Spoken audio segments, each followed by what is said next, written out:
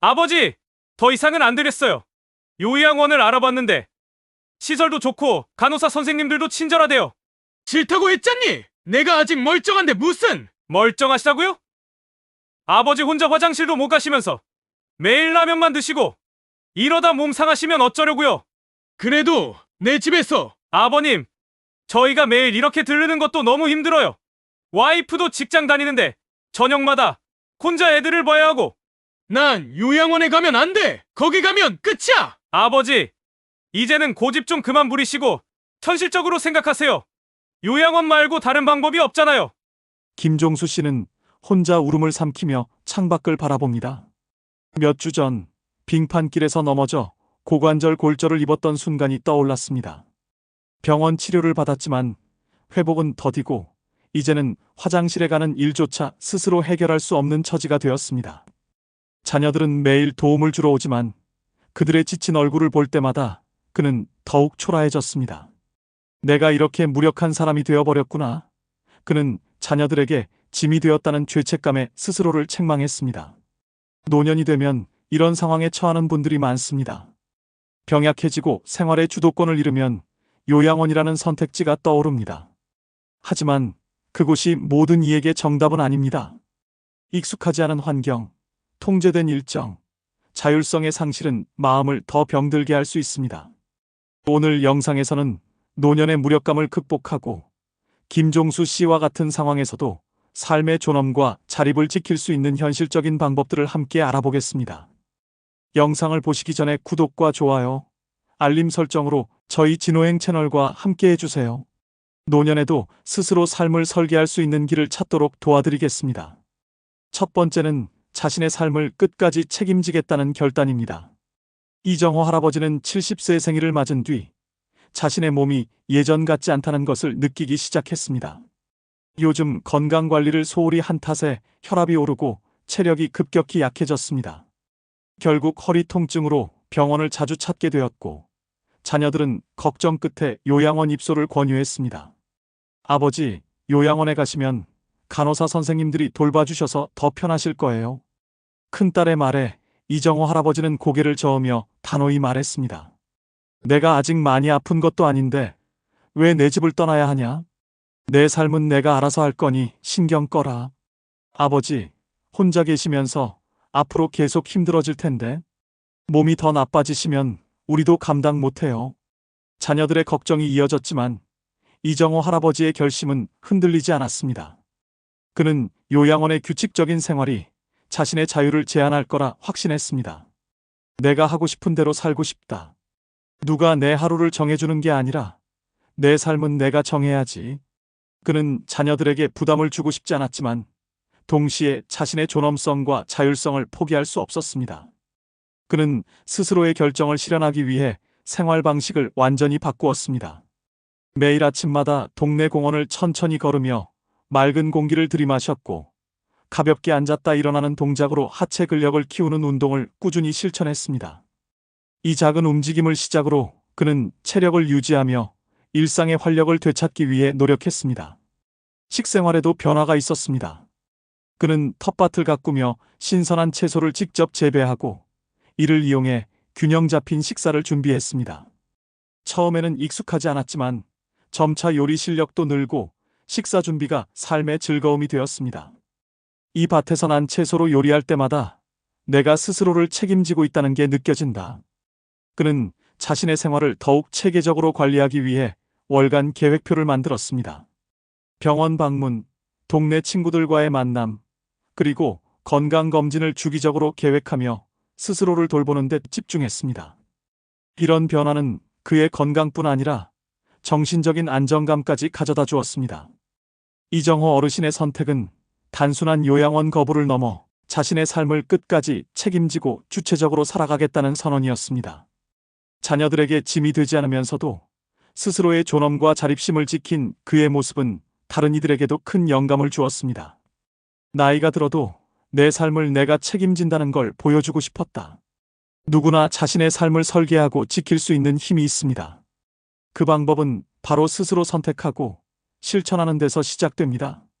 두 번째는 활동적인 일상과 건강관리입니다. 첫 번째 사례의 주인공이었던 이정호 어르신과 달리 이번엔 인천에 거주하는 73세 박승태 어르신의 이야기를 들어보겠습니다. 박승태 어르신은 규칙적인 일상과 자신만의 건강관리 방법을 통해 활기찬 삶을 유지하고 있습니다. 박승태 어르신은 하루는 이른 아침 창가에서 차 한 잔을 즐기며 시작됩니다. 차를 마시면 몸이 따뜻해지고 마음이 안정돼요. 이 시간을 통해 하루의 계획을 떠올리고 차분히 시작할 수 있는 힘을 얻습니다. 차를 마신 후 그는 텃밭에 나가 간단한 농작물 손질을 하며 몸을 풀고 자연과 교감하는 시간을 가집니다. 손으로 흙을 만지고 채소를 돌보는 일이 단순한 일이 아니라 제 몸과 마음을 다스리는 방법이에요. 이렇게 시작하는 아침은 신체 건강뿐 아니라 정신적 안정감을 동시에 제공합니다. 텃밭에서 돌아온 박승태 어르신은 집 근처의 동네 공터를 천천히 돌며 산책을 합니다. 산책 중 이웃들과 가볍게 안부를 묻고 이야기를 나누는 일은 그의 하루를 더욱 알차게 만들어줍니다. 이웃집 손주 이야기를 듣거나 꽃집 사장님과 계절꽃에 대해 이야기하는 일은 그에게 사람들과 어울리는 행복을 느끼게 합니다. 박승태 어르신은 일상의 작은 습관 하나하나를 소중히 여기며 체계적으로 관리합니다. 산책을 마친 후에는 집으로 돌아와 간단한 아침 식사를 준비하며 텃밭에서 딴 채소를 활용합니다. 신선한 재료로 만들어진 식사는 단순한 끼니를 넘어 건강을 유지하기 위한 핵심 요소입니다. 그는 매주 주말이면 지역 도서관에서 열리는 건강 강의를 듣거나 요가 모임에 참석합니다. 가만히 있으면 몸도 마음도 굳어버려요. 그래서 새로운 걸 배우고 움직이는 데 집중하죠. 이런 활동은 그가 노년에도 활력을 잃지 않도록 돕고 새로운 사람들을 만나며 더 많은 사람들과 친해질 수 있는 기회가 됩니다. 박승태 어르신의 건강관리 방식은 단기적인 몸 관리에 그치지 않습니다. 그는 하루하루를 계획적으로 보내며 장기적인 삶의 질을 높이고 있습니다. 규칙적인 생활은 단순한 루틴이 아니에요. 제 삶의 주도권을 지키는 방법입니다. 그의 말처럼 그는 매일을 스스로 설계하며 살아갑니다.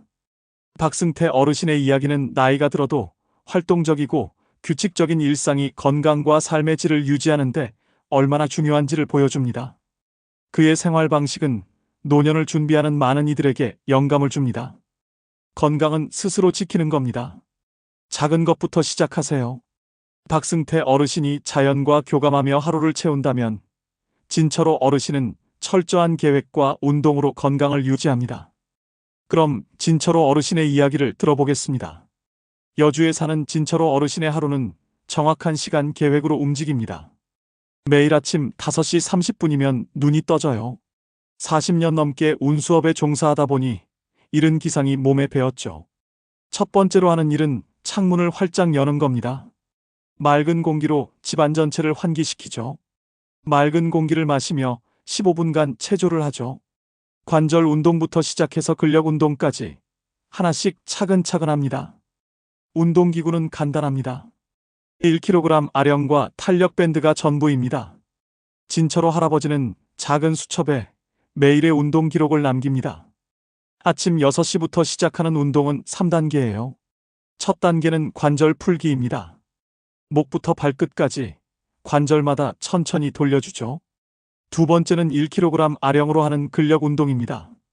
팔과 어깨를 20번씩 3세트, 중간에 1분씩 쉬어가며 하고요. 마지막으로 노란색 탄력 밴드를 사용해서 하체 운동을 합니다. 무릎과 허벅지를 강화하는 동작을 30번씩 2세트로 하죠.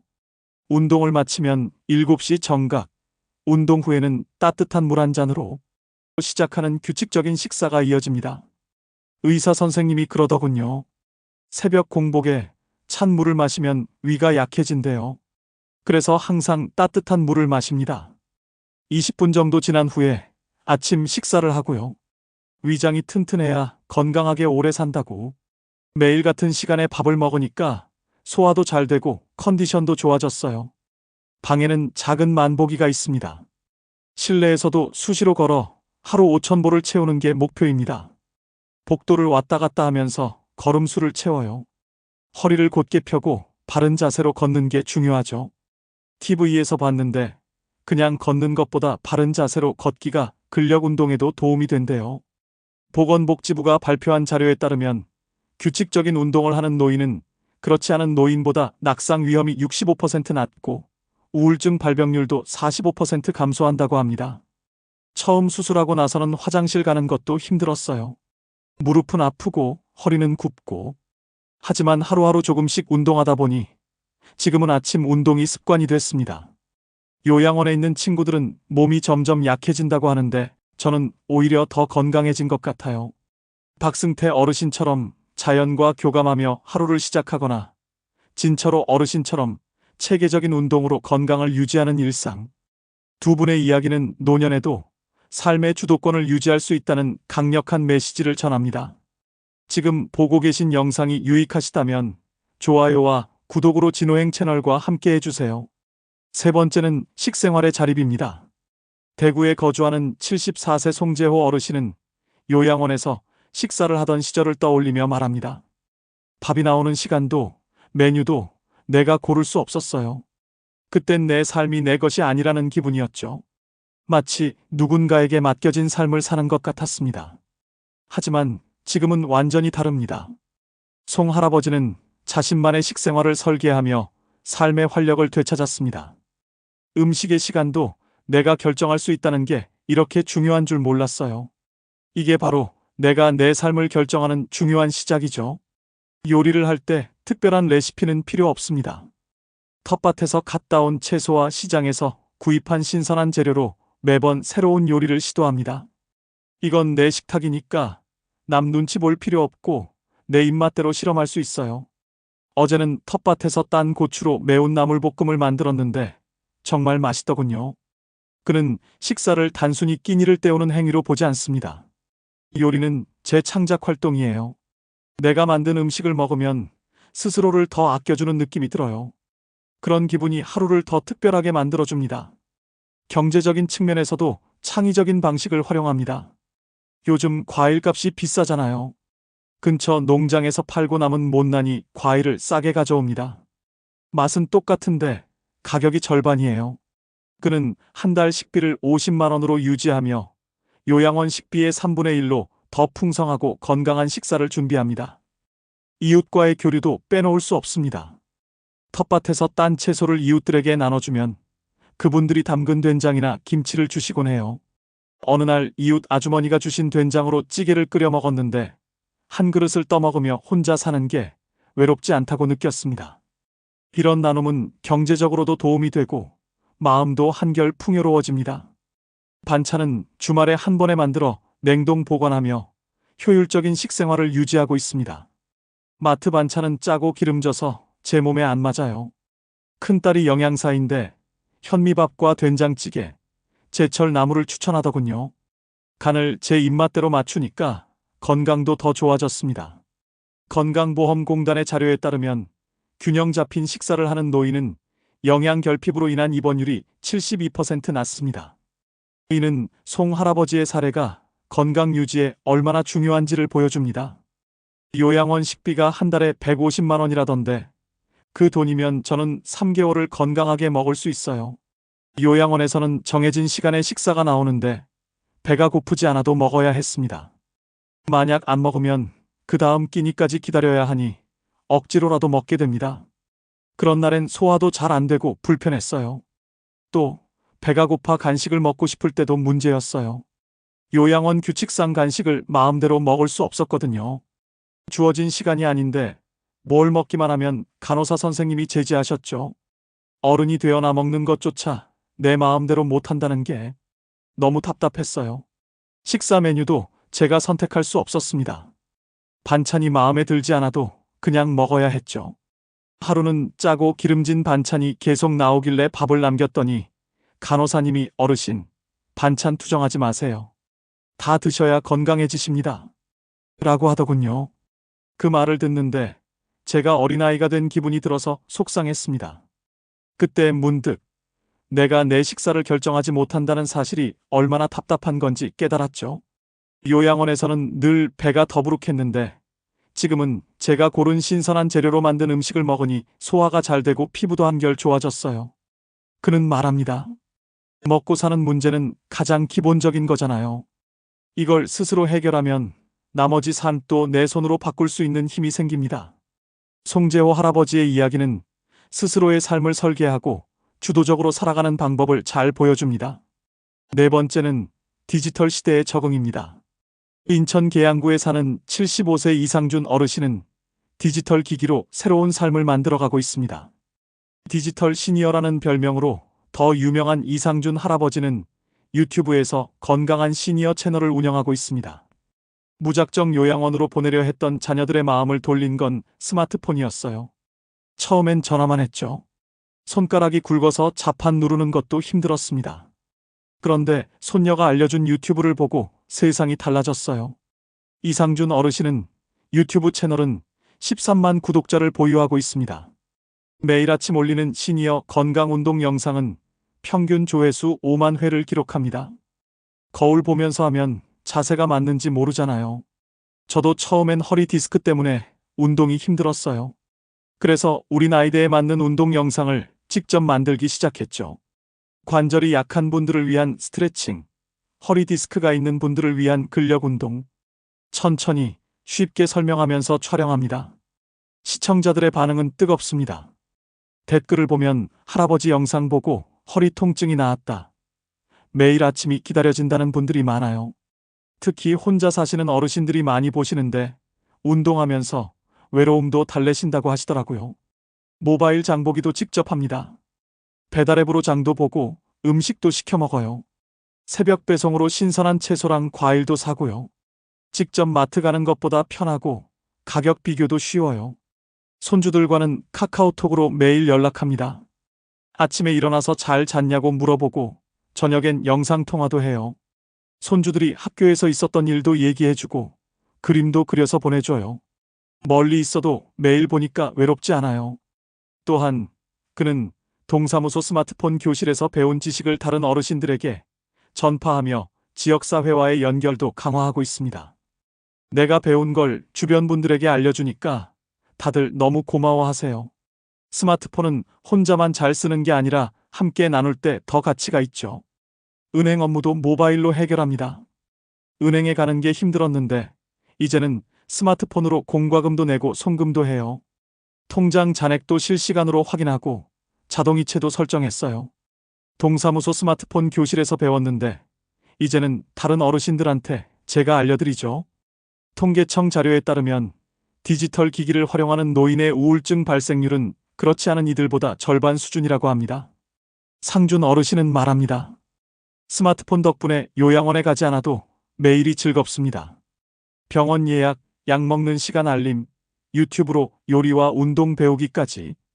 요양원에 있는 친구는 TV만 본다고 하더군요. 하지만 저는 스마트폰으로 세상을 배우고 경험하니 매일이 새롭죠. 이 사례는 디지털 기술이 단순한 도구를 넘어 노년층의 삶에 실질적인 변화를 주고 자립을 돕는 중요한 수단임을 보여줍니다. 젊은 사람들만 스마트폰을 잘 쓸 수 있다는 건 편견이에요. 우리 나이에도 배우면 얼마든지 할 수 있습니다. 디지털 기기 덕분에 더 건강하고 즐겁게 살 수 있어요.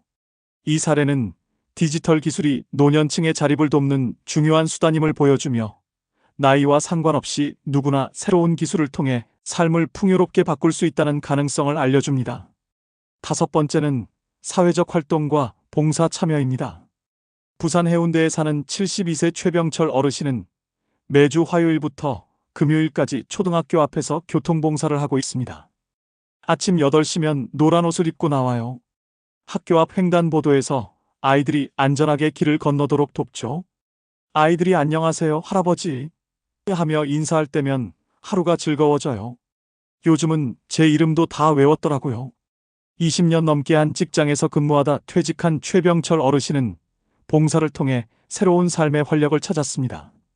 오전 8시부터 9시까지 교통봉사를 하고 10시부터 12시까지는 구립도서관에서 책 정리 봉사를 해요.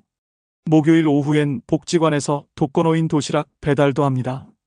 이렇게 바쁘게 움직이다 보면 하루가 금방 지나갑니다. 봉사활동은 단순한 시간 보내기가 아닙니다. 그는 이웃들과 유대감을 쌓고 지역사회와 연결된 삶을 살고 있습니다. 도서관 사서 선생님이 아침마다 커피를 타주며 챙겨주세요. 비 오는 날에는 우산도 건네주시죠. 혼자 살지만 외롭다는 생각은 전혀 안 들어요. 의미 있는 활동은 그의 건강에도 큰 변화를 가져왔습니다. 매일 정해진 시간에 나가야 하니 규칙적인 생활을 하게 됐고, 도시락 배달로 계단을 오르내리는 일이 다리 근력 운동이 됐어요. 몸도 마음도 건강해지는 기분입니다. 사회복지사 연구에 따르면 주 3회 이상 봉사활동을 하는 노인의 치매 발병률은 그렇지 않은 노인보다 60% 낮으며 신체 기능도 더 오래 유지된다고 합니다. 최병철 어르신은 말합니다. 아이들이 할아버지 고맙습니다 라고 인사할 때 느끼는 보람은 돈으로 살 수 없는 값진 선물이죠.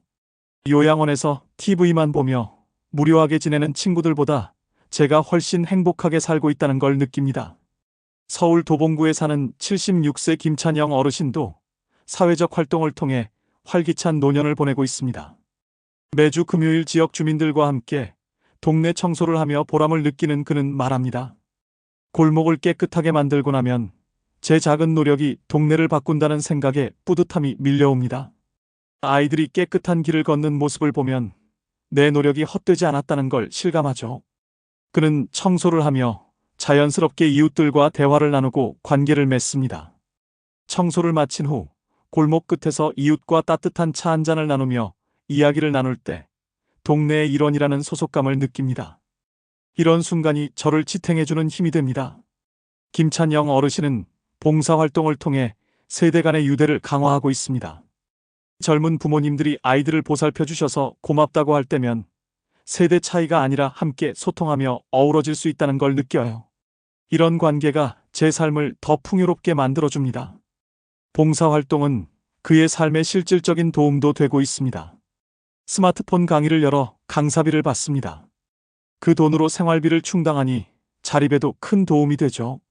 이 두 분의 이야기는 사회적 활동과 봉사가 노년의 삶을 바꾸는 힘이 있다는 것을 보여줍니다. 최병철 어르신과 김찬영 어르신은 봉사를 통해 스스로 삶의 가치를 찾고 건강과 행복을 모두 챙기며 주도적인 삶을 살아가고 있습니다. 나이는 핑계가 될 수 없으며 행동으로 만들어낸 변화가 모든 것을 증명합니다. 6번째는 경제적 자립과 현실적인 노후 준비입니다. 서울 은평구에 사는 71세 최창재 어르신은 노후를 맞아 가장 큰 어려움이었던 경제적 문제를 스스로 해결하며 안정된 삶을 만들어가고 있습니다. 그는 말합니다. 돈이 없으면 내가 하고 싶은 일은 물론 필요한 것조차 선택할 수 없더라고요. 그래서 다시 일할 방법을 찾았죠. 최창재 어르신은 매일 아침 6시 자전거에 큰 자루를 싣고 근처 전통시장으로 향합니다. 재활용 가능한 폐지를 수거해 판매하는 일이 그의 하루 일과입니다. 하루 3시간 정도 일하면 2만 원 정도를 벌어요. 이 돈으로 하루 식비를 해결하죠. 몸도 움직이고 땀 흘리며 번 돈이라 그런지 만족감이 큽니다. 그는 지역 복지관에 도서되어 업무를 돕는 노인 일자리 사업에도 참여하고 있습니다. 매달 30만 원의 수입은 병원비와 갑작스러운 지출을 감당하는데 큰 도움이 됩니다. 큰 돈은 아니지만 내가 번 돈으로 내 생활을 꾸려간다는 게 중요하죠. 누군가에게 손 벌리는 건 싫습니다.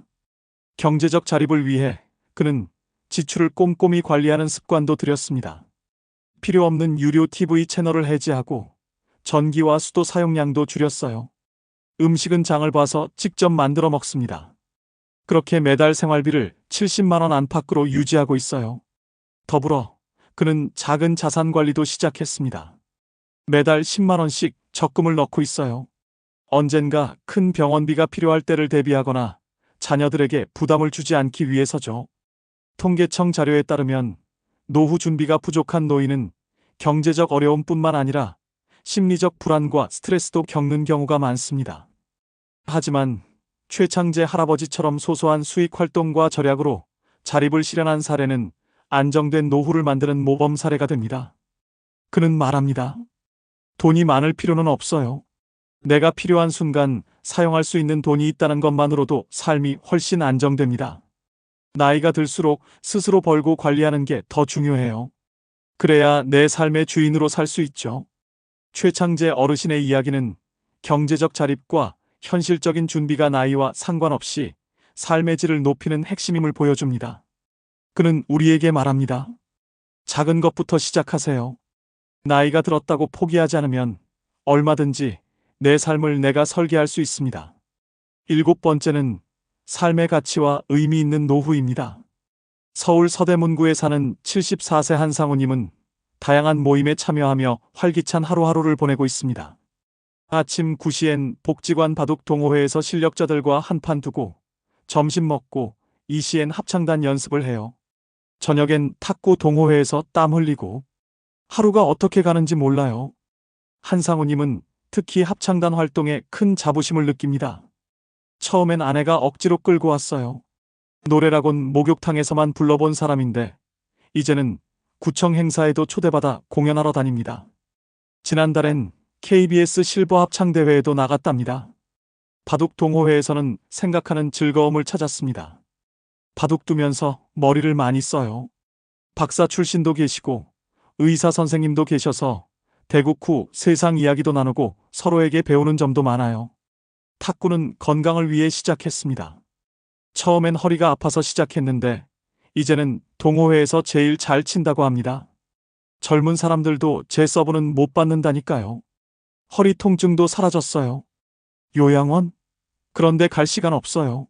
내일은 바둑 둬야 하고 모레는 합창 공연이 있으니 매일이 즐겁습니다. 경기도 고양시에 사는 72세 박정희님은 매주 화요일과 목요일 수채화 물감과 붓을 들고 문화센터로 향합니다. 평생 남편 뒷바라지, 자식 뒷바라지 하느라 나를 위한 시간은 없었어요. 이제야 내 그림을 그리며 제 마음을 담아내고 있죠. 수채화를 시작한 지 1년 만에 작은 전시회도 열었습니다. 처음엔 붓질도 서툴렀어요. 그런데 선생님께서 나이 들어 시작한 그림이라 그런지 인생이 보인다고 하셨어요. 얼마 전엔 문화센터 로비에 제 그림이 전시됐는데 손주가 와서 할머니 그림 정말 예쁘다라고 하더군요. 그 말에 눈물이 났습니다. 수업 후에는 그림 친구들과의 만남도 기다려집니다. 수업 끝나면 언니, 동생들과 카페에서 이야기 나누며 서로의 그림을 품평해요. 밤에 잠들기 전엔 내일은 무슨 그림을 그릴까 설렙니다. 사람들이 요양원 이야기를 하면 난 아직 그릴 그림이 많다고 해요. 그림은 제 삶의 두 번째 봄을 열어줬어요. 충청남도 천안시에 사는 70세 이수현님은 매일 오전 9시 도서관에서 하루를 시작합니다. 책 대여하고 반납된 책 정리하고 아이들 책 찾는 것도 도와주면서 하루가 정신없이 지나가요. 도서관 일은 새로운 기쁨도 선사했습니다. 책장 정리하다가 재미있는 책을 발견하면 꼭 읽어요. 덕분에 손주들한테 동화책도 읽어줄 수 있게 됐죠. 손주들이 우리 할머니는 도서관 선생님이야라고 자랑할 때 정말 뿌듯합니다. 매달 30만 원의 급여도 생활에 큰 도움이 됩니다. 병원비와 생활비에 보태지만 돈보다 더 소중한 게 있어요. 동료들과 점심 먹으며 나누는 이야기, 도서관에서 만나는 아이들의 웃음, 이런 게 제 삶을 풍요롭게 만들어줍니다. 고용노동부 조사에 따르면 일자리 사업에 참여하는 노인의 삶의 만족도는 85% 높아진다고 합니다. 요양원은 아직 생각해 본 적 없어요. 내일도 도서관에서 기다리는 아이들이 있으니 여기서 하는 일이 제 건강의 비결입니다. 대구에 사는 73세 김상철님은 매주 3번 지역아동센터에서 인생 선배가 됩니다. 처음엔 아이들과 무슨 이야기를 해야 할지 걱정했어요. 그런데 아이들이 먼저 다가와 할아버지, 제 고민 좀 들어주세요라고 하더군요. 아이들과의 대화는 김상철님에게 예상치 못한 즐거움을 가져다 주었습니다. 한 아이가 장래 희망을 못 정하겠다고 고민하길래 제가 직업을 여러 번 바꾼 이야기를 해줬어요. 그랬더니 저도 할아버지처럼 용기 내볼래요라고 하더군요. 그 말 한마디가 제 인생의 보상이었습니다. 그는 우리 동네 역사 탐방이라는 프로그램도 만들었습니다. 아이들과 동네를 걸으며 옛날 이야기를 들려줍니다. 아이들이 우와, 여기가 옛날엔 시장이었다니라며 신기해할 때 정말 보람찹니다. 부산 남구에 사는 71세 이정수님은 매주 화요일 동네 주민센터의 윷놀이 대회를 손꼽아 기다립니다. 처음엔 심드렁했는데 가보니 얼마나 재미있던지 이제는 매주 기다려질 정도예요. 윷놀이는 그녀에게 새로운 인연을 만들어줬습니다. 우리 팀은 화요일 사랑방이라고 불러요. 서로 대화도 나누고 반찬 레시피도 알려주고 이제는 모임이 가족 같아요. 센터 밖에서도 모임은 이어집니다. 윷놀이 끝나고 김밥을 사들고 공원에서 점심을 먹습니다. 혼자 살다 보면 이런 정이 그리웠는데 지금은 화요일만 기다려집니다. 이분들의 공통점은 각자의 방식으로 삶의 의미를 찾아가며 주체적으로 노년을 살아가고 있다는 점입니다. 서대문구의 한상우님은 동호회 활동으로, 고양시의 박정혜님은 수채화로, 천안시의 이수현님은 도서관 일로, 대구의 김상철님은 아이들과의 소통으로, 그리고 부산의 이정수님은 윷놀이를 통해 새로운 인연을 만들어가고 있습니다. 보건복지부 연구에 따르면 취미, 봉사, 일자리 등 의미 있는 활동에 참여하는 노인은 그렇지 않은 노인보다 삶의 만족도가 80% 이상 높습니다. 삶은 나이에 구애받지 않습니다. 우리가 무엇을 선택하느냐에 따라 내일은 오늘보다 더 풍요로워질 수 있습니다. 나이가 아니라 나 자신이 삶의 주인임을 기억하세요. 지금부터라도 자신만의 방식으로 새로운 꿈과 목표를 만들어 가십시오. 그것이 바로 의미 있는 노후의 시작입니다. 우리는 모두 다른 길을 걸어왔지만 나이가 들어서도 삶의 가치를 새롭게 찾아가는 일은 누구에게나 가능합니다. 이번 이야기에 등장한 7가지 주제는 노년의 삶을 주체적으로 설계하고 풍요롭게 만들어가는 실질적인 방법을 보여줍니다. 건강한 습관부터 시작하여 경제적 자립, 지역사회와의 연결, 그리고 의미 있는 활동에 이르기까지 각 사례는 노후에도 우리가 주체적으로 삶을 살아갈 수 있다는 강력한 메시지를 전달합니다. 첫째, 건강한 습관은 삶의 기초를 튼튼히 하고, 둘째, 지속적인 학습은 새로운 가능성을 열어줍니다. 셋째, 자립적인 식생활은 단순한 끼니를 넘어 자신을 돌보는 일의 중요성을 깨닫게 해줍니다. 넷째, 디지털 기술의 적응은 삶의 편리함뿐 아니라 사회와의 연결을 강화합니다. 다섯째, 봉사와 참여는 사회의 일원으로서 자신을 증명하는 기회가 됩니다. 여섯째, 경제적 자립은 노년의 불안감을 해소하고, 일곱째, 삶의 가치를 찾는 활동은 진정한 행복의 길을 열어줍니다. 요양원에 갈 수밖에 없다는 고정관념은 이제 내려놓아야 합니다. 우리는 어디서든 언제든 새로운 꿈을 꾸고 도전하며 내 삶의 주인으로 살아갈 힘이 있습니다. 나이는 단지 숫자일 뿐, 당신의 삶은 여전히 당신의 손에 달려 있습니다. 이 영상을 끝까지 시청하셨다면 댓글에 끝까지 봤어요 라고 남겨주세요. 여러분의 삶을 변화시키는데 제가 진심으로 함께하고 있다는 것을 느끼실 수 있도록 응원의 하트를 보내드리겠습니다. 그리고 구독, 좋아요, 알림 설정과 함께 영상을 공유해주세요. 더 많은 분들에게 이 메시지가 전해질 수 있습니다. 끝까지 시청해주셔서 감사합니다.